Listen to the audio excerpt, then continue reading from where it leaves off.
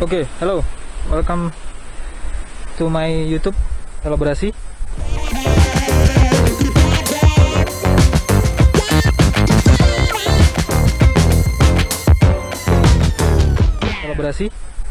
Jadi selamat datang teman-teman di channelnya elaborasi. Jadi untuk video kali ini kita bakalan ngobrol juga dengan saya khususnya, tapi dengan gaya yang berbeda. Kita ngevlog. Anyway, saya sekarang lagi di salah satu objek wisata yang ada di Malang khususnya, karena gue lagi di Malang. Itu gue bilang adalah salah satu air terjun. Ya. Nanti di akhir video gue bakal kasih tahu nama tempatnya, tapi karena gue nggak terlalu hafal nama tempatnya, jadi lupa. Kita duduk dulu. Jadi kalau teman-teman melihat di belakang itu adalah air terjunnya. Oke, itu air terjunnya. Ya lumayan tinggi. Kalau dilihat dari tingginya dikira-kirain ada sekitar 10 meter atau 12 meter ada lah air terjun ini. Ya. Tapi bukan itu yang ingin saya sampaikan, bukan tentang alam, bukan tentang air terjun. Kita bakal ngobrol tentang SBMPTN. Jadi saya ucapkan selamat dulu pada teman-teman yang sudah lulus SBMPTN dan sudah mencapai cita-cita untuk masuk ke universitas idamannya. Tapi jangan berkecil hati bagi teman-teman yang tidak bisa mewujudkan impiannya untuk masuk ke universitas dambaan, karena melalui jalur SBM mungkin tidak lulus. Nah, sebenarnya masih banyak lagi jalur yang bisa digunakan. Contohnya adalah ujian mandiri, karena setiap kampus juga punya kuota tambahan sendiri gitu loh. Jadi teman-teman bisa manfaatkan ujian mandiri itu untuk dicoba masuk ke dalam universitas. Jangan berkecil hati karena banyak orang berpikir kayak ujian mandiri biaya kuliahnya terlalu besar. Jangan juga berpikiran seperti itu, karena ketika teman-teman terutama masuk ke universitas yang negeri, ya, itu ada nanti teman-teman bisa ajukan salah satu keringanan. Jadi ada pemberkasan yang di pembagian klasternya juga nanti. Jadi bukan semerta-merta ujian mandiri itu semua biaya kuliahnya mahal, dan kita sebagai orang yang mungkin teman-teman kurang dalam dari segi ekonomi kurang memadai, laju berkecil hati tidak mau mengikuti ujian mandiri.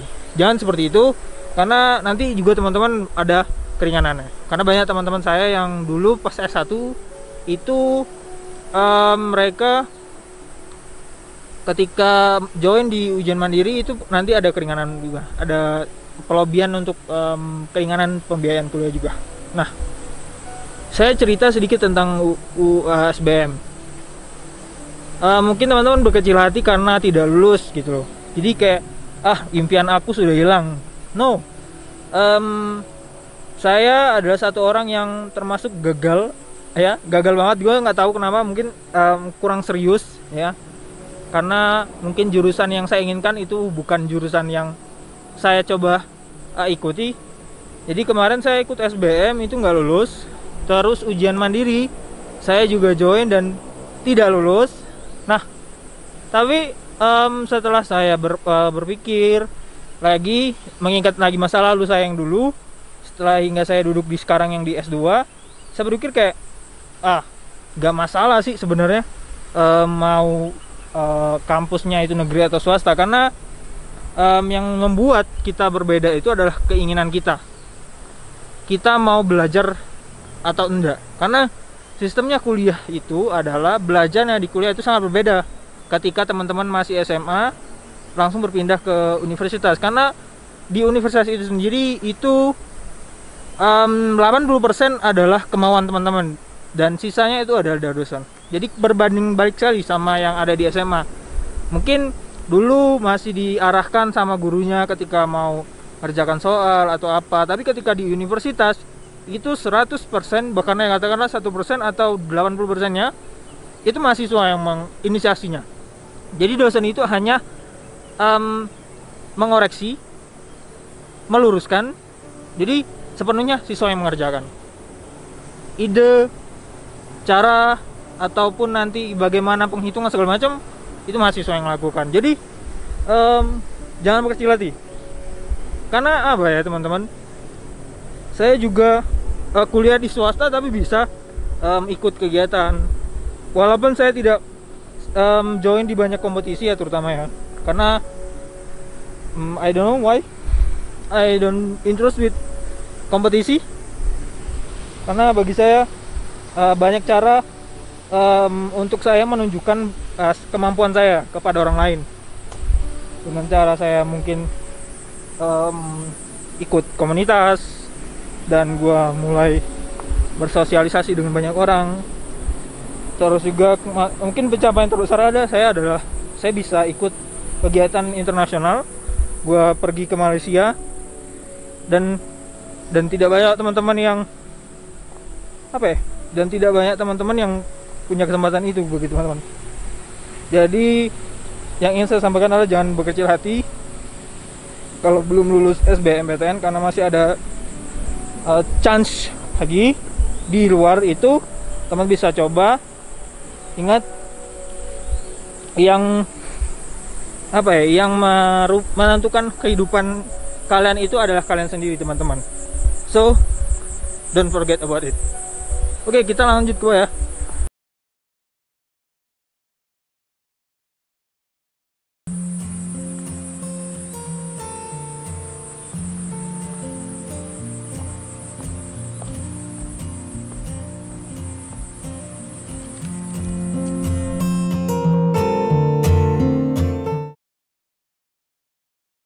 Oke, jadi gue sedikit ngasih info buat teman-teman. Jadi kalau mau ke terjun air ini dari kota Malang ya, jadi dua teman-teman yang kuliah di Malang itu, ini lumayan jauh jaraknya, ada sekitar 2 jaman. Kalau saya dari kota Malang, ini lebih tepat di daerah wisatanya Kota Batu. Kita di sini sebut namanya daerah Cangar. Jadi ini biasanya teman-teman saya sering gunakan untuk bersama keluarga saya itu untuk pengamatan, jadi ngeliat burung, karena sini banyak banget burung-burung yang masih unik, maksudnya indah untuk dilihat, tapi jangan diambil lah, jangan ditembak atau jangan diburu, karena kasihan. Coba teman-teman yang ngerasain kemarin selama lockdown 4 bulan dikurung, gimana rasanya? Gak nyaman kan, apalagi hewan. Oke, kalau ke tempat wisata juga jangan sampai merusak. Oke, kita bertemu dengan banyak orang.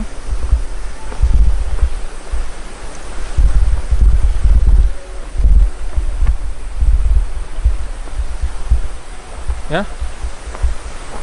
saya sendirian guys. Oke, karena protokolnya adalah walaupun kita ke tempat wisata juga harus tetap menggunakan masker. Itulah kenapa saya tidak melepas masker saya. Untuk masuk ke daerah sini itu lumayan cukup murah. Tadi gue masuk itu ada 14.000, ada uang parkir dan uang kita masuk sendiri tuh. So, untuk uang kebersihan mungkin sama untuk orang jaga perawatan. Jadi kalau teman-teman lihat nanti sepanjang jalan itu udah ngeliat nih aliran air.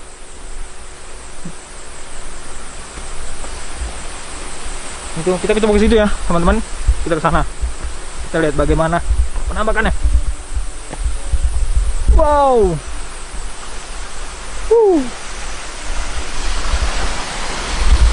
wonderful. Ya, dijaga ya. Itu banyak batu-batuan kayak di itu. Situ ada juga air terjun yang gitu. Ini tempat duduk, tapi sayang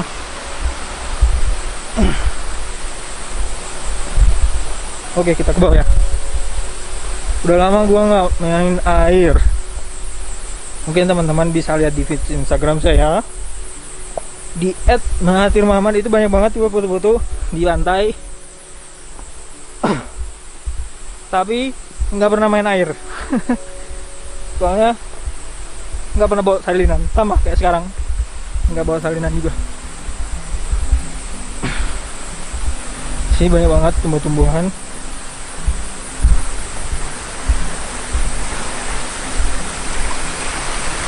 Oke. Mantap. Terbawa ya. Check it out.